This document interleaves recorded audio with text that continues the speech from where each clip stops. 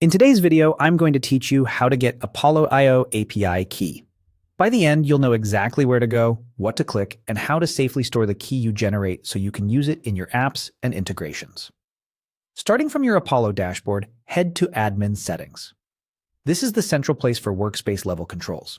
If you're part of a larger team, keep in mind that only users with the right permissions will see everything here. If a section I mentioned isn't visible, you may need access from an administrator. Inside Admin Settings, open the Integrations area. This is where Apollo connects with other tools and exposes developer options. Look for the option labeled API Keys and select it.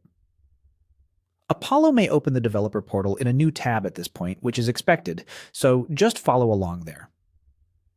In the developer portal, make sure you're on the API Keys page, then choose Create New Key. You'll be prompted to give your key a name. Choose something descriptive so you and your teammates instantly understand what it's for, like the project, environment, or service that will use it.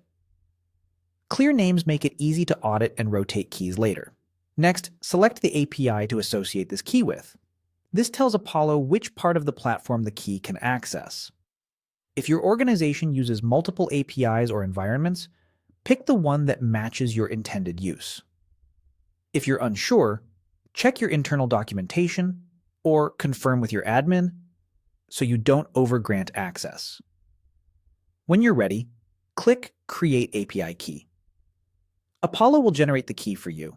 You'll typically see it displayed once, so be prepared to capture it right away.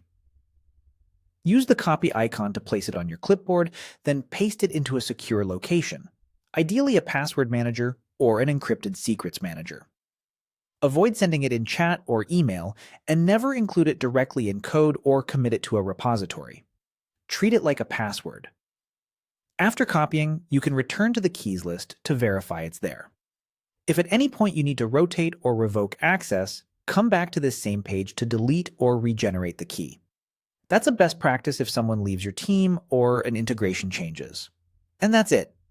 You went from admin settings to integrations to API keys, created a new key, named it, associated it with the right API, and copied it securely. You now have your Apollo IO API key ready for use, safely stored, and easy to manage going forward.